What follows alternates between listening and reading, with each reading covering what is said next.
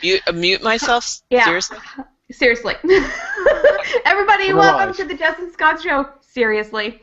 And we are so excited about tonight's show. One, it is the end of a trilogy, and Scott and I do like trilogies. And two, I am so excited. Last week I showed you guys Ryan. His superhero name was Hinterland. This, my friends, happens to be Carter, and his superhero name is Thwack, because he likes to hammer things, amongst other things. So again, just like my husband, who's a superhero, and he has his own origin story, Thwack has his own origin story, and these guys sit right outside my office, and I get to see them every single day. They crack me up and make me smile. And what other way to start our show than to actually be with some phenomenal guests that also enjoy what they do and really support each other and are going to bring home everything we did with for this series and all 3 shows and all of the amazing people that have joined us. So thank you so much. We're excited that you are here, and we are going straight into our open.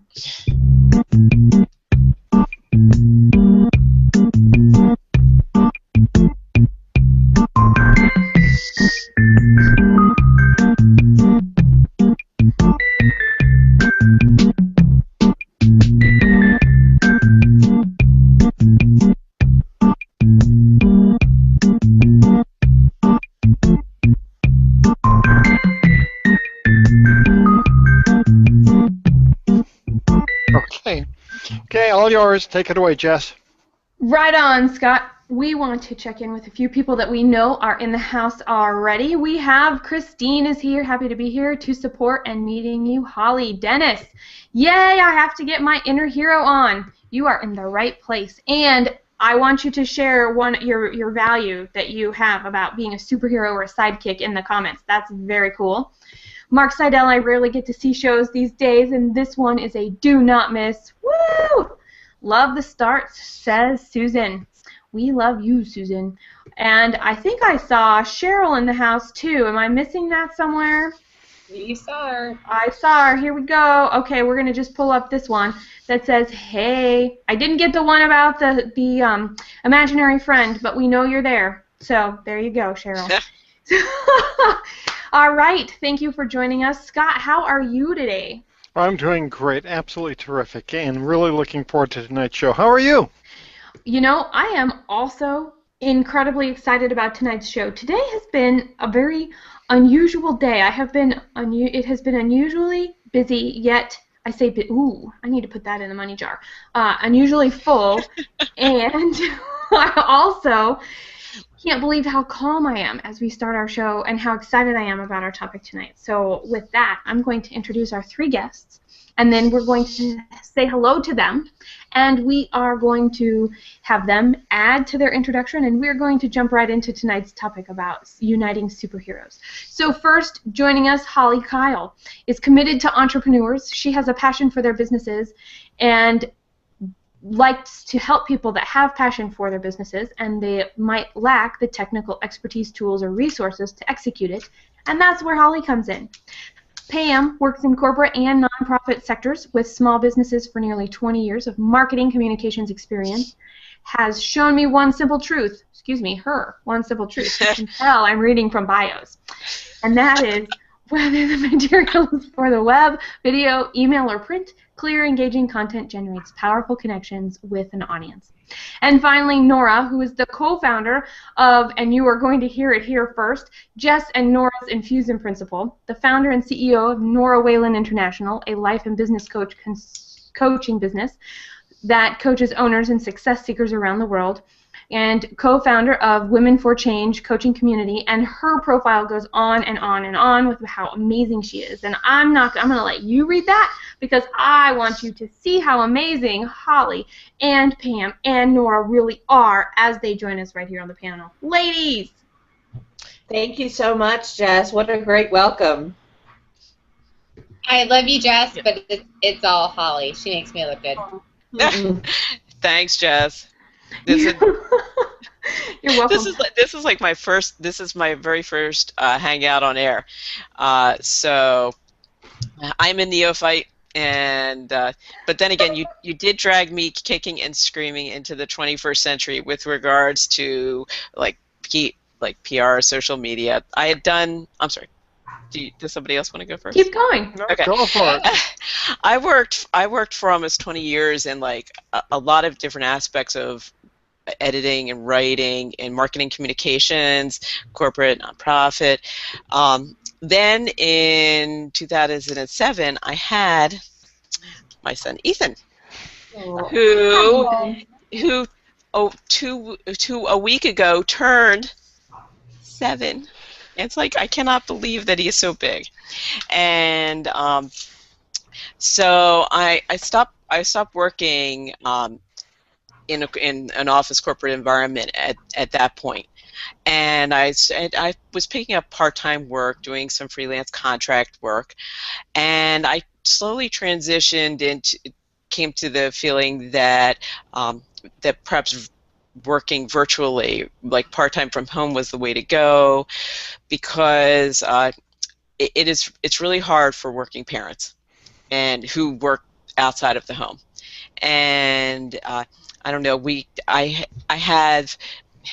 I'm a little older. This is a big 5-0 for me this year, and so hey, you're a baby in this Google Plus world and on the world of the internet in general. All is good. Your secret about turning 50 is safe with us. You know, it's all up here, and well, at any rate, so when I started to think about developing my own business from home, it just made a lot of sense given my son, and that this way I can work. What I really wanted to do was bring my hours up to maybe about 25, 30 hours a week, and that way I could still do stuff like tomorrow. I'm volunteering at Science Matters Day at the elementary school, and that's something I just could not do if I was still working for a company or in an office somewhere. But anyway, so Jess and I connected over HireMyMom.com, which, if any of you out there, are working moms and looking for stuff, I highly recommend it. And through Jess, I've learned so much about social media and the application of my editing and short form copywriting skills to social media, like blogging, or editing blogs, I should say. And so I feel like really up to speed now, which is with the copywriting side. And I want to balance that out with Holly. What's your background? So I actually had a background initially in medical office administration, and I decided many moons ago I was going to go back to school and wasn't sure how I would balance being single mom and go back to school. So I decided to be a consultant, and that was rocking along really well back up until 2008, and I started to get really sick and was getting weaker and weaker. And in 2009 was on a cruise and was going into the Bahamas, and all of a sudden couldn't walk. And was kind of devastated. It literally rocked my world as far as, now what? I couldn't, didn't know what was going on, didn't know how to continue doing what I was doing. I was a sole provider, and so amidst trying to find a diagnosis for what was happening with me physically, I still had to put food on the table. So I started virtual assisting. And I didn't know what WordPress was. I didn't know what Facebook was. I certainly did not know what Twitter was. Google Hangouts didn't even exist. So I went from my lovely 6-figure consulting business to making $8 an hour as a virtual assistant. It was a little dramatic for me, but I discovered that I could take my business building skills that I knew from medical practice administration and consulting and help entrepreneurs grow, but I wasn't limited to a geographic area anymore. So it became this really cool thing for me to be able to help people grow their businesses, but not just one at a time. And so I started doing a little more than VA. I do more what's considered business development VA work. And so if you call me and you say, hey, Holly, I want the website to do this, then I typically know the tool to do that. And so my superpower of going back to that is helping you have the right tools for the right job to make you look good. And so, if I do that at the end of the day, then it's a good day. It's a really good day. I'm happy to report, though, basically, I wanted to share this with you before I turn it over to Nora, that I am not in that same position. I have gotten through acupuncture and some other mental things. I'm much better than I was back in 2009. I have a diagnosis that is technically not curable, but I'm not in a wheelchair anymore, and so yay, all kinds of good things. And business is great, life is great, and I absolutely adore getting to do what I do every day. So while it was the worst thing that ever happened, it was the best thing because it led me to what I'm doing today. Excellent. Thank you. Thank you for that. All right, Nora.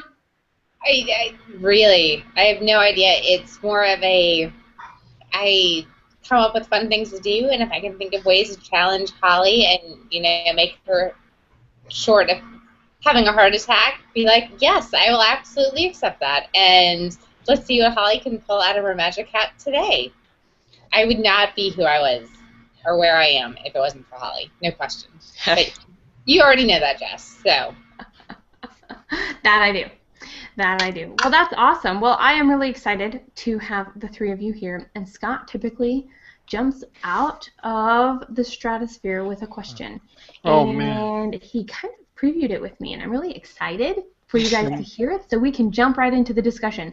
So as far as Superheroes Uniting, before he jumps right in, we are talking about team building and the importance of how we bring teams together, how they work, and what are some of the things to look for in solidifying relationships, whether they're in a virtual assistant role or whether they're in a virtual partnership role or some sort of collaboration or whatever it is.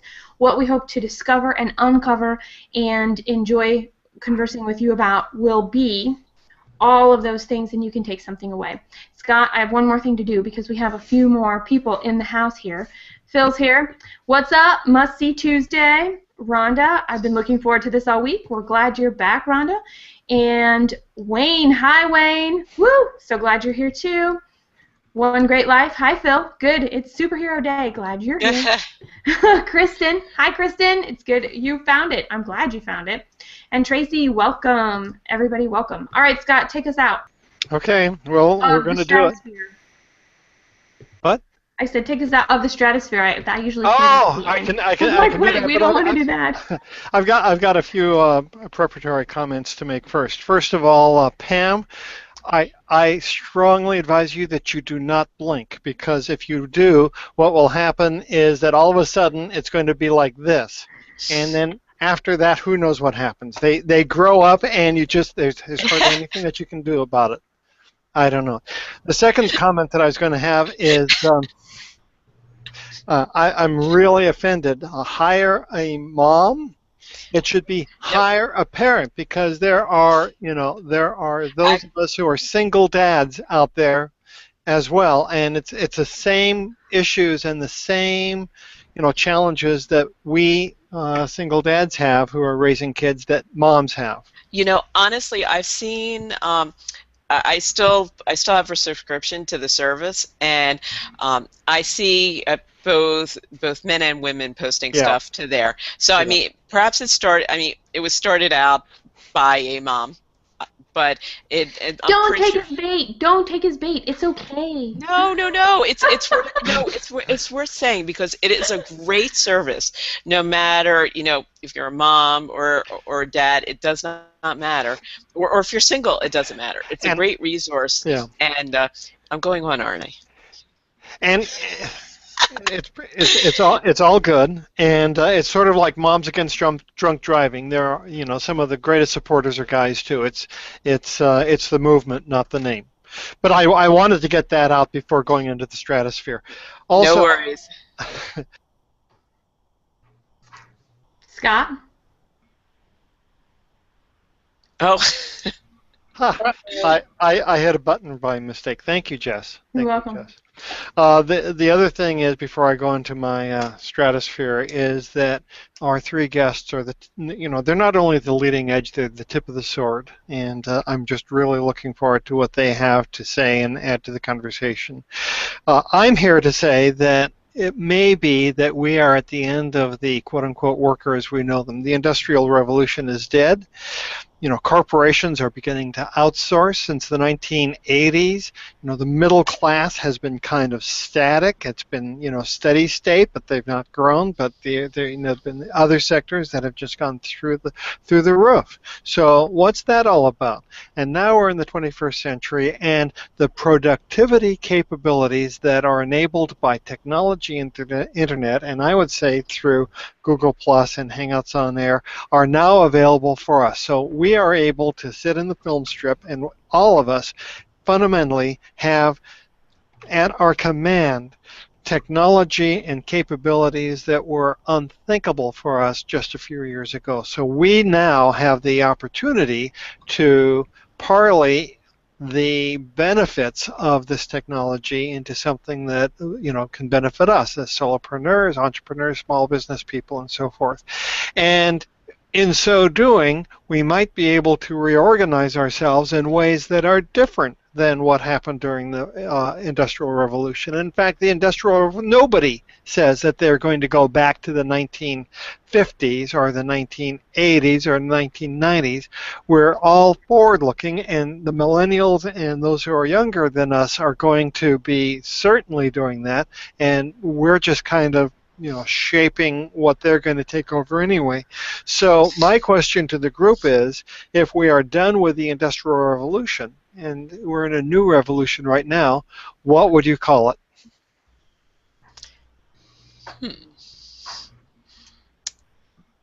So I think that a big part of what we're in is a global revolution, because we really have expanded and eliminated boundaries. It's interesting that it started with just something so simple as your area code for your phone didn't matter a whole lot anymore, and it's really the same now. It doesn't matter where you work. I mean, I physically am in Indianapolis, but it really doesn't matter. I have clients all over the globe, and as long as I can keep track of time zones, that's really the only thing that matters. And so I think that we're in a global revolution and have this really unique ability to connect and draw from the very best everywhere. And so, where we don't have to settle for what's available just around the corner, what we can physically get to, we can draw from the very best. So there's really no excuse for mediocre anymore, because you have access to everything, and all you have to do is look for it. And so I think for me, part of obviously my company is HJK Global, and it was really about we shifted from HJK Digital Solutions because it was really more about global solutions, because it's all encompassing. It's not just a physical geography. It really is global, as in access to everything. So that's my stratosphere 2 cents. Okay, I have my 2 cents. I would say that science fiction is science now, and Jess knows me, and she knows I'm a bit of a Star Trek a Star Trekker, and yeah, and a bit of a comic book geek. I like the X-Men, and can't get my son to like them, though. I still have to work on that. So one of our goals is to get William Shatner on in the film strip. So when that well, I actually saw, this is a bit of an aside, but I saw him in his one-man show about 2 years ago, and that guy rocks, Yeah. And he's on Google Plus. Yes. Oh, is he? I had no idea. I was. Yeah. That's hilarious. Anyway, but the stuff that you could imagine that you saw in Star Trek, even in the one in the 80s, I mean, that stuff, we have gone beyond that stuff. Like Captain Picard sitting at his desk with a little computer, and I mean, we're beyond that. And so imagine what we can do with all of this amazing technology, you know, through social media, through you know, just through all the devices that we all have access to, you know, whether, you know, all of the levels of communication or it, you know, anything is possible within any industry.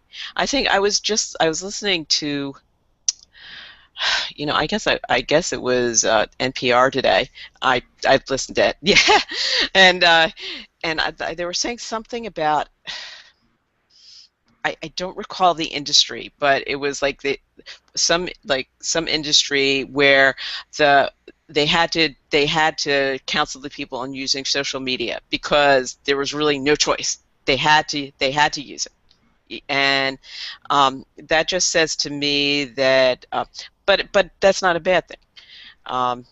That people can do so much with this and bring their skills and their message to a global audience, as Holly said, and you know it's all good, and it can only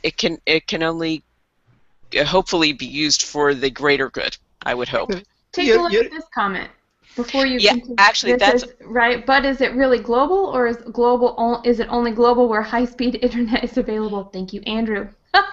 That's a great comment, and I'm outside of Philadelphia. There's a program here on NPR called Radio Times, hosted by this person named Marty Musquine. They did a program on that maybe within the last 2 months about how in America, you know, in Europe, they have speeds of internet that make ours just laughable. You know, Don't get me started. I'm sure I could, but yeah, that is a really great point. And it's not even high-speed internet. Like, I'm really lucky I live in an area with FiOS, and FiOS can't even compete with what they can get done in Europe. So anyway, so that's and Well, I speaking. think me. What, Nora? I just got back from Amsterdam and Munich, and no question, like their technology capabilities are absolutely hands down, flat out. I am in awe and am ready to move. But I was asking Munich from a lawyer whether he should be on social platforms because he already has a full practice, totally has a referral bank, has, you know, clients lined up waiting to work with him, and whether he should bother getting on social media. And that was one of the first times I've ever said, no, you shouldn't, because he does have that full practice. And he has everything that he absolutely needs, and by the time he's going to retire, then, okay, he just doesn't need it. But I think if you were starting out from day one today, it is a really, really good way to position and platform yourself. And it's a lot of information to learn. And that's why you need people like Holly and like Pam to really help you. Yeah. So, boy, this is such a rich conversation. Don't know where to jump to next. One of the things is one of the things I was going to comment is it would be interesting as an exercise to figure out how many miles separate. We could add up all of the miles that separate us and come up with, you know, there's probably 30,000 miles. If we were to all meet in person, you know, how many miles would we have to travel in order to do that? Mm-hmm. And as short as 5 years ago, we would have had to do that if we were to meaningfully do business together. And now we can do meaningful business today, and it is irrespective of boundaries. I would say that maybe meaningful has changed, because my entire career has been online, and my entire career has been in the public face online. And we did have meaningful relationships back in 1998, 1999, 2000. It was just a different kind of meaningful. So I would say maybe our meaning is evolving, and now that we're here, it does look like the Dark Ages. It does look like we couldn't have that just 5 years ago. So I just want to toss that out there, because I will also say it's amazing where people are online and the things that they are able to do, even without video, at high-speed internet that supports video on a regular basis, that they can connect and they can do business with people globally or locally or somewhere in between. And that's the part that I really like about it. And I want to tie it back to where we're going with our superpowers, is how does that allow us to build these amazing teams? How does that allow us to um, to improve what we're doing, whether it be our message, whether it be client acquisition, whether it be our overall presence online, whether it be coaching for fulfillment in our life and our business? What are the types of things that we look for when we're trying to build a team? So to our three panelists, do you feel empowered? And if so, how do you do that? Now, I don't mean to hijack, I mean to supplement your question, Jess. I know I could totally answer that. So I realize that I can do anything as long as Holly is there. I don't need to know how I'm going to do it or really even the why behind I'm going to do it, but if a cool idea crosses my path, I'm like, awesome. Holly is there. Holly will figure out the best method, system, structure, whatever it is that I am missing, whatever it is I'm not seeing, and be like, okay, have you thought about this? And then create it for me. So Okay, so how did you meet Holly? I was gonna tell you how we met. We met actually through a LinkedIn Forbes women group. They were running one of those, post your Facebook page, like each other, ladders, and just by random, you usually only get the 20 people that hit right before you. And Nora and I connected through there, and fast friends. But Nora brings up a really great point about how virtual teams work together. Is whatever you're building, you need to have a group of people who understand what everybody's role is and have those roles defined. And so Nora can be Nora, and Nora doesn't have to worry about the technical pieces or how to pull that off, because she relaxes completely knowing that she's got a support team in place. And I think that so many entrepreneurs feel like they have to do it alone, and I always encourage you, build your team, because you don't have to do it alone. You shouldn't do it alone. You have this access to people, and if you would just open up and find those people that can support you technically or through copywriting or through social media or whatever that is that you need, it allows you to just fully shine in your brilliance. And they're fully shining in their brilliance. So, while Nora sits here and says she can't do it without me, I can't do it without Nora. And so it's a completely symbiotic relationship. As a virtual team, when you figure out what your role is and what roles you need to fill, then I think that's really the foundation of a strong virtual team, is be very clear on where you start to build, and then you can get it from there.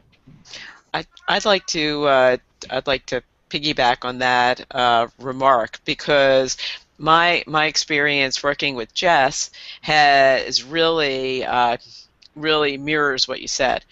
Because a couple years ago, as I mentioned earlier, I was doing a couple of different. I was doing some contract and freelance work in writing and editing, but I also was an adjunct professor at the University of Phoenix, and then I was like a writing tutor on smart thinking, and I just all these came around that I wanted to transition more into the editing side. And then I started working, and that's how I got with Jess. She needed an editor. And then when I started doing a little writing for her, I kind of came to the epiphany that, I like writing. I'm a good writer, but I'm not a fast writer. I like the short stuff. So short form copywriting is kind of the niche that I am occupying in addition to the editing. And it's really worked out really well. And so in the back and forth over the last, can you believe it's been almost 2 years? I cannot believe it's been almost 2 years. And so I know. it's and so that we've built a really cool team, and Jess has helped me get my website together as well. So so not only is she my client, I am now her client. And Well, and let's talk about that for a minute, because here's what something that you said, Pam, I really liked, and I'd like to explore a little more, and that's you like to write, but you found out working with me and some of the things that you had been doing that writing wasn't what you wanted to be doing. You wanted to be focused more on the short pieces. You wanted to be focused more on the action. You wanted to, one, you were already good at that, and two, you wanted an opportunity to shine. And who knew that when I was like, please somebody help me proofread my blog post, I don't know, can't trust my spell check, that we would have ended up here where you are the person that I go to for any sort of copywriting polish, anything. If I need something quick and I need it short and I need it catchy, I know who to go to, and that's what we've evolved into. So I inadvertently, through my need, helped you define what you wanted to do, which allowed your superpower to come out and really create that niche and that business that is going to take you, be satisfying, be nourishing, and really be able to be exciting in a way that you can help everybody that is looking for somebody like this, and something like that. No, that's so true. And it's how many years do you go? I revealed my age for the whole world here, but I worked in corporate communications and marketing for many years, and I've written I've written white papers, I've written feature articles. I mean, I wrote whole newsletters, and sometimes and I really love what I did over the years, but there was always the but. Sometimes I just looked at the writing, the really long form writing, and I was just like, oh man, and I'm not like, oh man anymore, because I really enjoy the editing, and I knew I really wanted to. When I met Jess, I knew I really wanted to focus in on that. But the short form writing, that's kind of a bonus, and it's extremely cool, and that I have gotten to this point, and and we mesh very well as a team. And through Jess, I've met a lot of other extremely incredible people, and so only good things can come of it, and it's kind of wild to kind of be in this position, at 50, and it's not a new career, but it is it's a new direction for my career. It is Direction. It is the tip, and it is the tip of the sword, because you and we are reinventing what it means to be in the workplace in a global village, right? Mm-hmm. Yes, definitely. Well, I think that's the fun part, is that you can take and find and pick the best person from that village and utilize them. Where it was, you were stuck with your village and previously, and it was whoever worked or could do the position or do the job or do the role would have to fit. And now it's, I am plucking the best person from each village around the world, taking their skills and talents and putting them to use for my company or my business or my mission or my whatever. Can I just say, one of the great byproducts of all that is that there's so much more positive energy around it, because when you're working with people who are in their absolute brilliance, then you only have nice things to say about Pam. You only have nice things to say about Jess. You only have nice things to say about Nora and Scott, and because everybody's getting to do what they're really good at, and so it is a much bigger love fest that goes on in the business world. And I think that's really transformed how we relate to each other from a business perspective. It's not so much I'm stuck with you. It's like, I choose you because you're the best for me. And I love that about what we're doing, in this particular environment. It just opens up those doors for choice that we've not had before. If I could just say one thing, my husband is a financial advisor, but before he was a financial advisor, he was a lawyer. And when we started dating back in 2001, he was still practicing law. But he switched careers the first year that they were dating. And I don't know if you know anything about that industry, but it's really hard to get a foothold unless you're really good at it. And he's pretty good at it. And I'm not plugging him or anything, but he loves what he does now. And he got out of the law. It's ironic. One of the reasons he got out of the law was because he couldn't stand writing the briefs. But he's like so happy doing what he's doing. And even though I really liked doing what I was doing, he's like really content, and he feels like he's helping. He helps people. He's kind of like a not Susie Orman, but he helps people in that same way. But anyway, so I feel like I am now where he is, in terms of my satisfaction with what I'm doing, and so anyway, just want to throw that in there. So Pam, would you mind terribly to after the show put contact information for him if that in the comment stream if that would be appropriate? Sure, I'm sure that would be great. I'm sure he would he would really appreciate that. Hey, Wayne, I'm just going to do a shout out. Glad you're here, Wayne. Good to see you. Hi, Wayne. And then I also wanted to touch on something that we're talking about here with the information revolution. Rhonda's talking about people craving information about a broad spectrum of topics, and it's a great time for people to transform their career skills into teaching others a skill. And I think that that's a huge thing that we should think about. And how does that help us with our team building? How does that help us when we have a need and we're looking for somebody? How do we find somebody that can teach us the skill and or fill that gap? Because at the same point in time, I want to also share that Susan says my best team members are the ones who fill in my blanks, the ones who love what, where did it go? Who love what I hate to do or who do it better. Key to recognizing, yeah. Good point, Susan. And that's what Holly, you were saying, Holly. Go ahead. I was going to say, I'll tell you one of my secrets for finding a team that I love to work with is if there's a need that I have, I will go out and search for people who are doing a class. So maybe they're doing a class on, Twitter for business. And, I need somebody who's going to do Twitter. And I actually take a class because I believe if somebody can teach it, then they can, then they are somebody who either knows somebody who can fill the gap because they know what they're talking about, or if I understand how they're teaching it, then I feel like that's the first step to working together. And so, that's a secret that I do as far as, I go out and look and see who's teaching stuff and see, if they resonate. So it's almost like a pre-interview for me in working with people.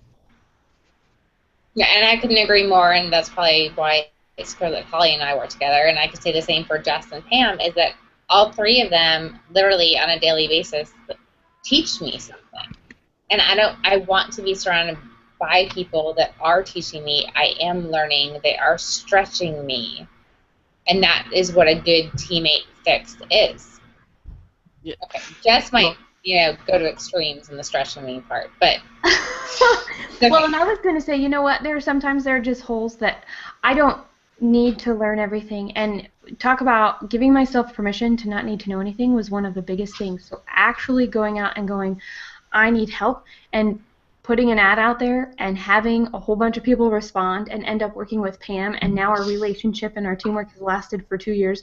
That was huge on my part. So I think part of team building is also taking a good look at ourselves. What do we need and what do we want to really focus and be comfortable to have that knowledge and like what we do, and if there are the pieces that we don't like to do, what can we do about it? We can find somebody to help us, and it can be hard to ask for help for sometimes. It can be harder to look for help sometimes because we think it takes more time and it's faster to just keep doing it than it is to get it off of our plate.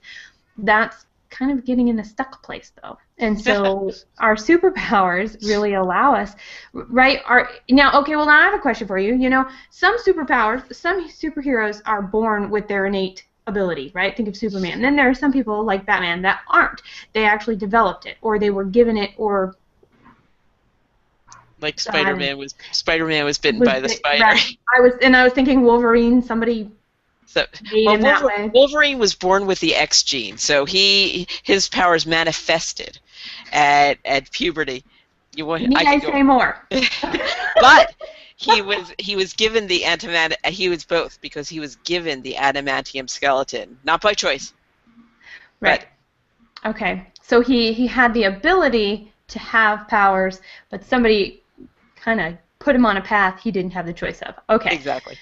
And you know what? Okay, well, let's talk about that. What happens if we find ourselves on this path? How do we, how much control is necessary? I mean, if we're talking about Wolverine, he didn't have a choice, but he had the choice of what he did with what he was given, or where he felt he was.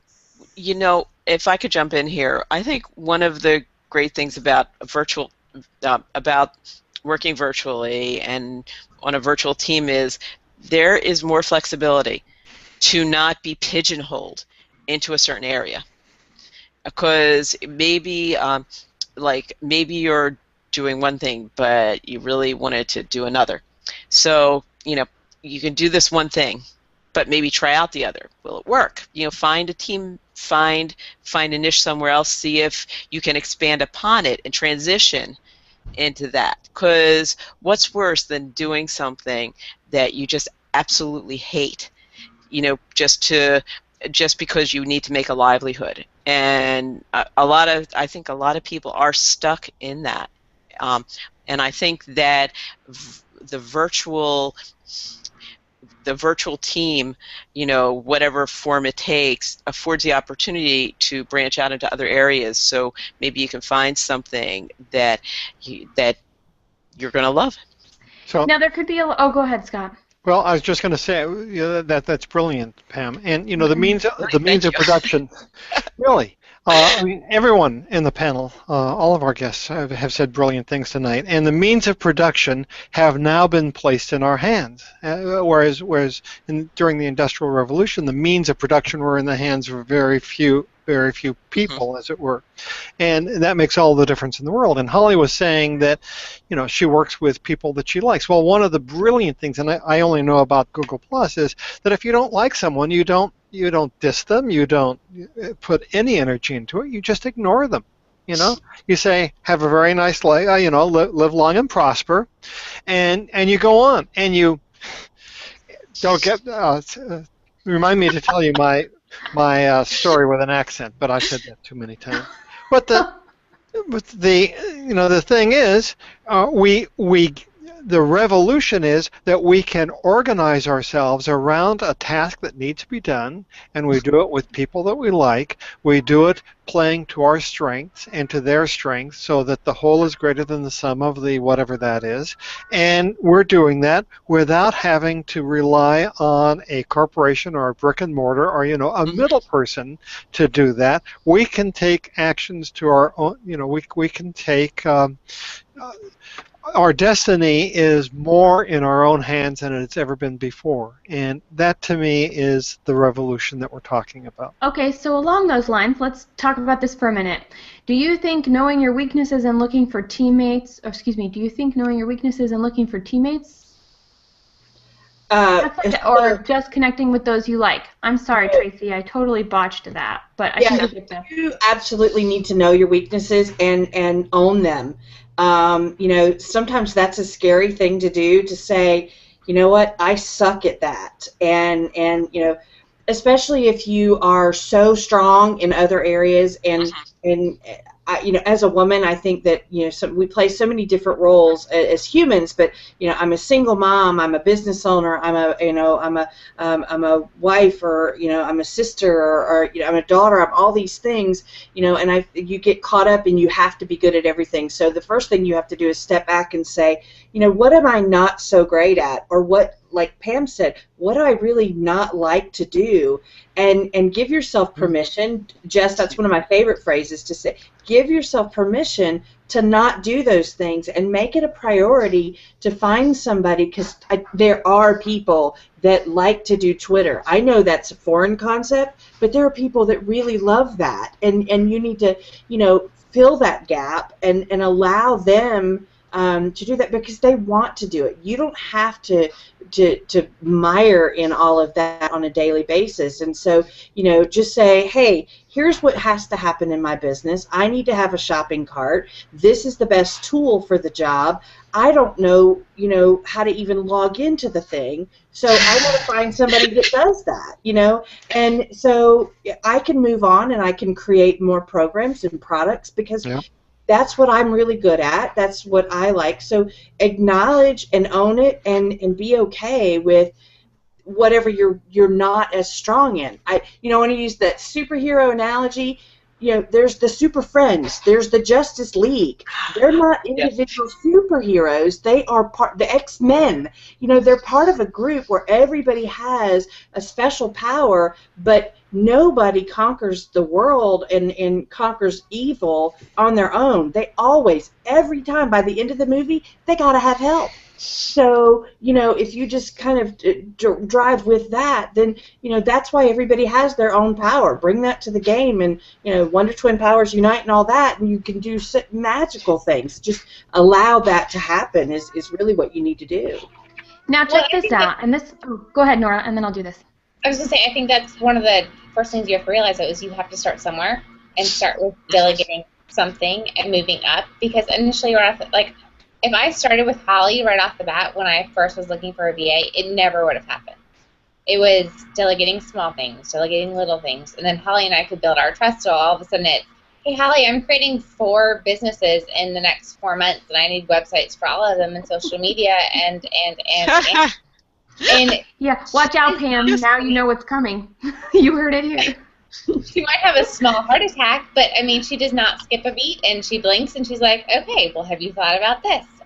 So she could look at things from angles that I'm not, which I think is beautiful and what makes us such a strong team and has, but I had to start somewhere, and there are numerous people that I went through and worked with to build up to the level of delegation and learning where I was not strong and finding people that did, God help you, Holly, think the way I do.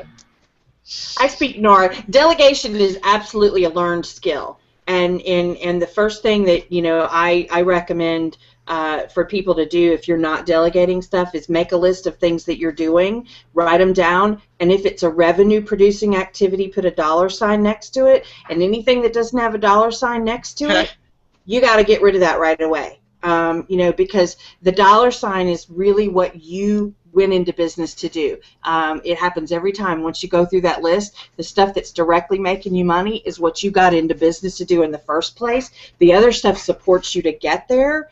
And so if you start delegating the non-$sign pieces, the non-revenue, you will get to a point where you just relax about it and you call your Holly or, whoever's on your team and say, here's what I want to happen. And it like magic, it will happen.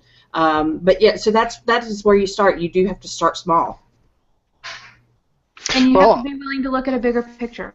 Mm-hmm. Because to be able to delegate as before you can even think about, that's a fabulous, fabulous starting point, Holly, and I love that. I've never thought about it in as simple of an approach as what you just described.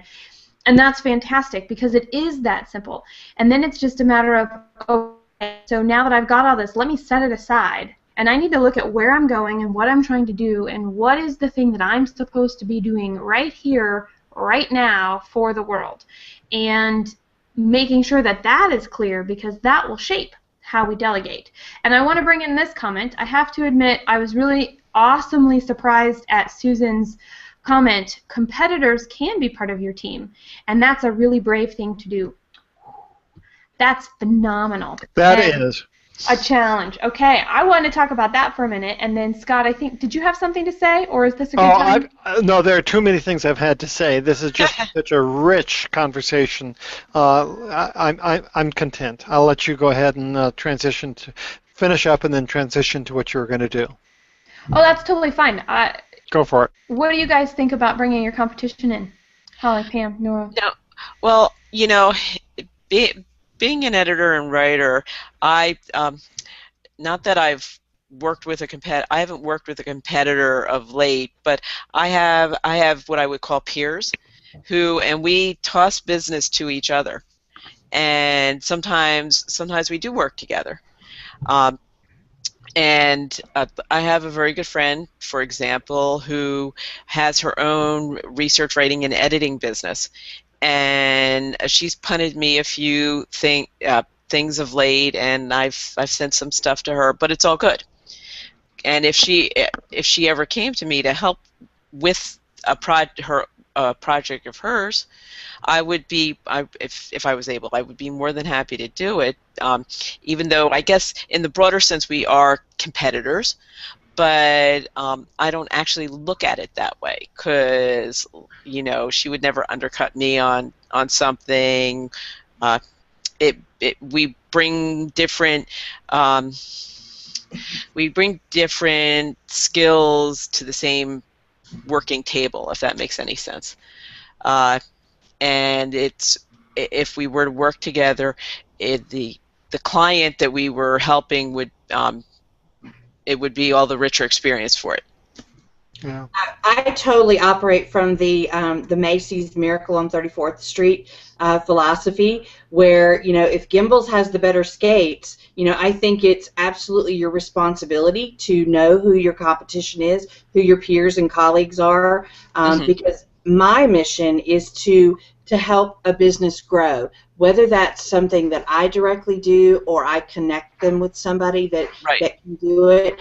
I'm a strong enough person to admit there are people that do things better than I do, and my responsibility is to the best for my client, and if that means connecting them to somebody else, then so be it. And I think that yes, sometimes Gimbels has the better skates, but without fail, every single time that client always comes back to me because they know that I've got their interests first. And so if you keep that in mind, then this whole idea of competition becomes very different, and it is more of a strategic partnership and an alliance where everybody wins.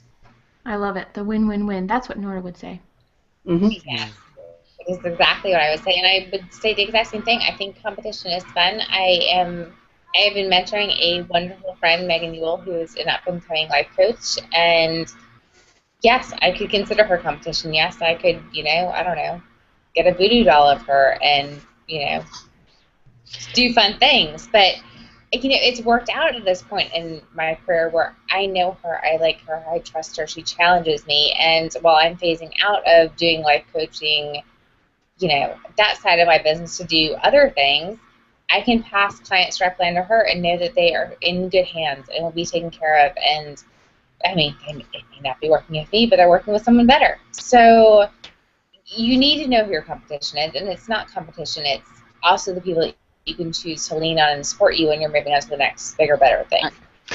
So I think what we've done is we've answered the question that I started the program off on, and that is, if not the Industrial Revolution, then what is the revolution that we're going through? And that's what you've been describing in the last 4 or 5 minutes, where there is, I guess, competition, but it's not the same adversarial competition that we had before. David Amerlin talked about a change where there used to be on the two sides of the negotiating table, there was you and there was your client, and then you'd negotiate something in the middle. And now what's happened is that you've stood up and you're walking around, and now you're both sitting on the same side of the table, and you're saying what is best for what is at hand. Mm-hmm. And it's new, and it's difficult to wrap our head around it, but it is something that may be the 21st century way of doing business, and it's very exciting, and it's very much more humanistic than what we had during the Industrial Revolution, which David Amerlin believes was kind of an aberration anyway. And with that, we've got to go to the +2 takeaway. Yes, we do. Yes, good segue. That was more like a sharp right turn, but I'll take it. Okay. No, I thought it was terrific. And welcome, David. We'll get to you. Not David. Michael. We'll get to you in just a few minutes. So, blue box, and go for it, Jess. Right on. So when we're thinking today about the end of our trilogy of having a superhero, I really wanted to take a few minutes and talk about you and what you bring to the table. And some of the resources that I have been reading and that gave me the inspiration for this few minutes today would be the fact that I've been working with Nora on inspiration. I have been inspired by everybody here and working with Nora on the Infusion principle. There we go. The book David and Goliath that Marjorie Pomeroy let me borrow, and I am reading by Malcolm, and it's by Malcolm Gladwell.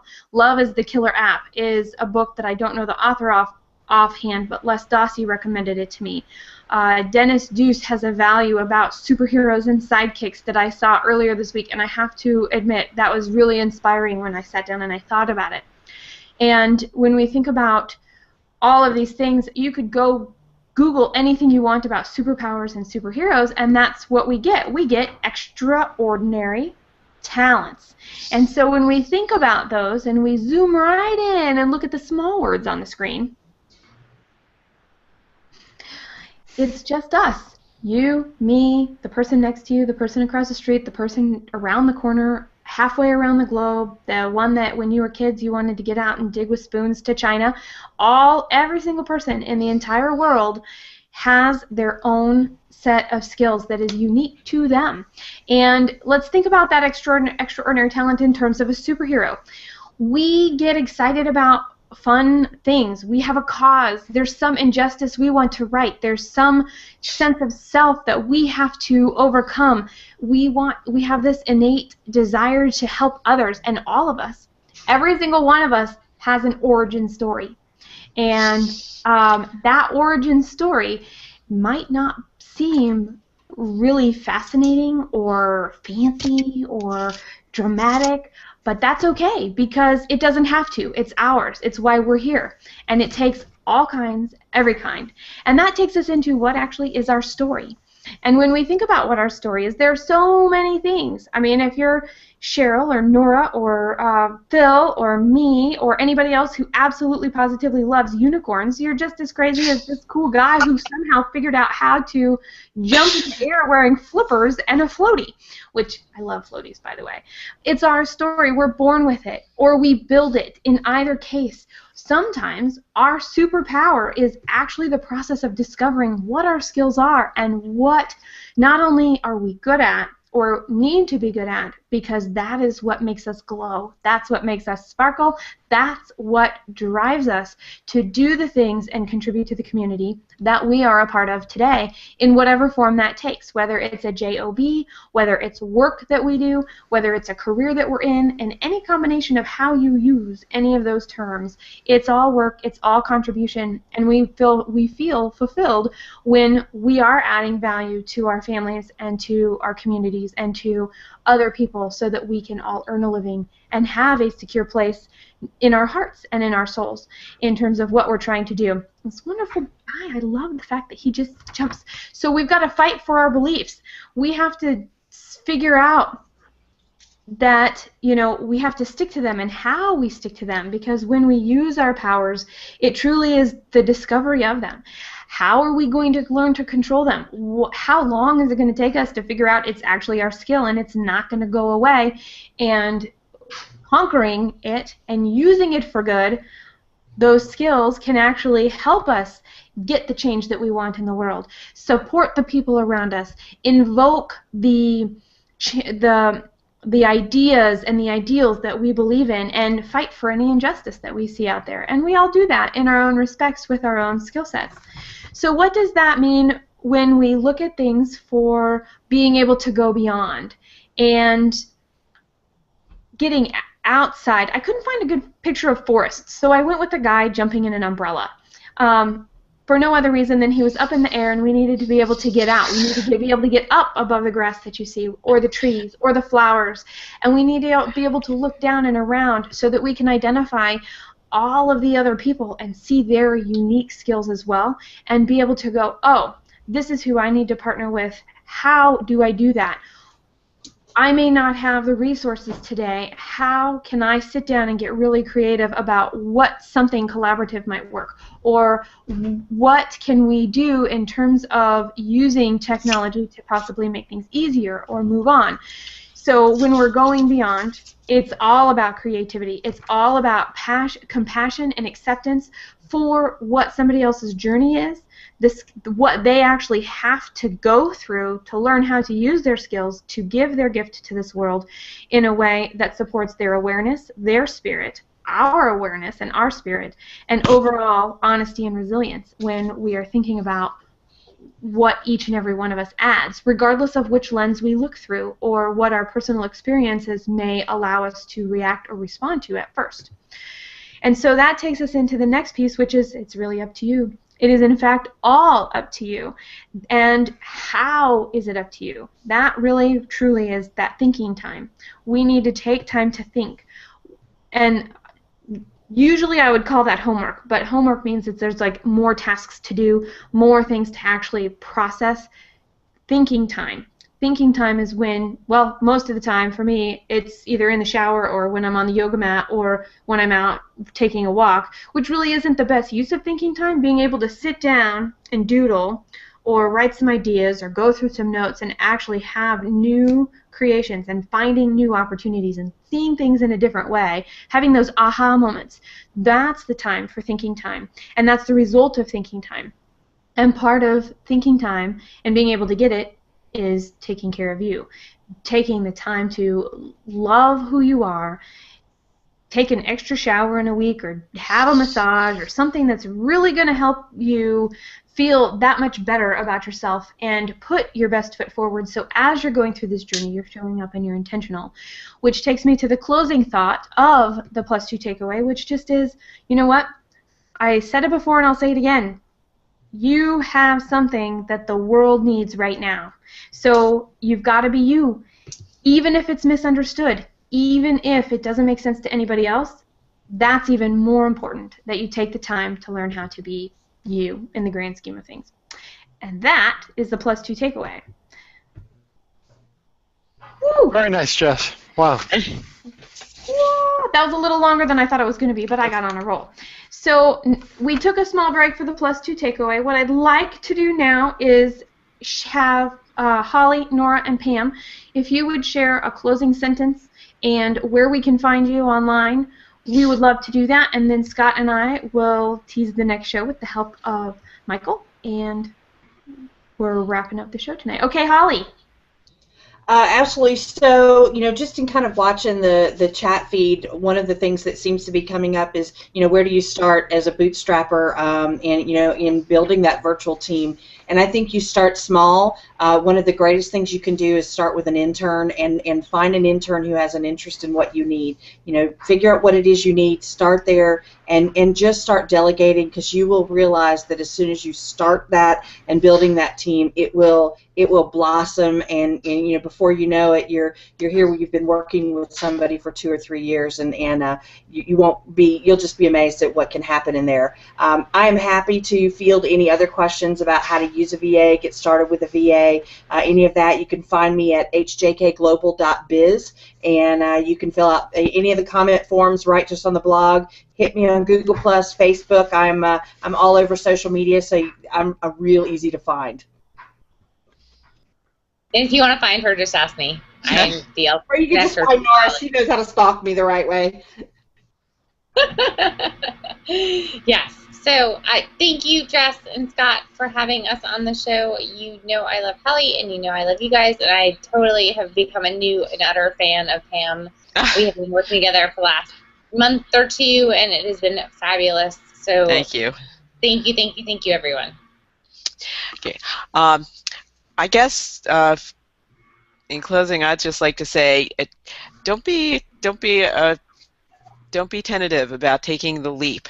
It can be a hard leap to go beyond yourself and find that person virtually or in person to work with. But it is a really worthwhile leap to take, and you don't know where it's going to take you, but it's going to be great. And so I can be found on barrowwayediting.com, on Google Plus and on LinkedIn. Shoot me a message if you need editing, short form copywriting. And Jess, thank you so much for so many things. I cannot even list them here tonight. And Scott as well. And the first HOA, or really any kind of video I've been on online. So it's a very fun and cool experience. So and very cool. All right, so I wanted to share this comment. Wayne, he says, being able to help people and having people help me, and that's why I love this media movement. Christine says, my brilliant mentor, Simon T. Bailey, says, your brilliance is your blind spot. Many people are stuck because there needs to be a self-discovery process to uncover their superhero abilities. Who knew? We thought like Simon T. Bailey. Anyway, Simon T. Bailey, he is actually really inspirational, and he is also somebody to check out. There are a couple of questions that were asked that we were not able to get to tonight, so we will try and get to those after the fact. And you also now have all the contact information to reach out and get more answers to your questions from this fabulous panel.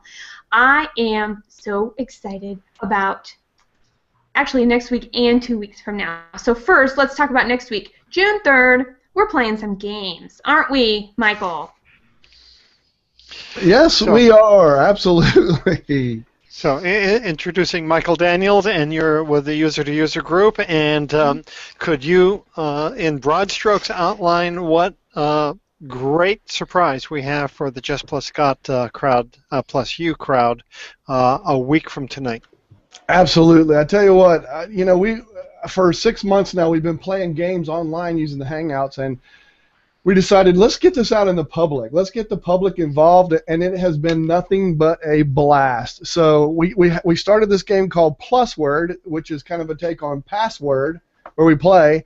And next Tuesday, Scott and Jess has asked us, so we're gonna make 3 sets of contestants. We're gonna have our normal contestants, and we're gonna make Scott and Jess play the game with us. They didn't know this, but I'm telling you right now that you guys are going to play a game. I was going to bring my popcorn. So we should have vetted this character first. So now, and here I'm bringing up on screen, it's going to be the Jess plus Scott plus Hugh. Oh, no, that's not Hugh? Never mind. That was Hugh Hefner. Sorry, wrong thing. Anyway. Oh, my God. Hey, you got to have some so fun. Funny. Anybody that knows me knows that I have to have a little bit of fun. Listen, we have a blast.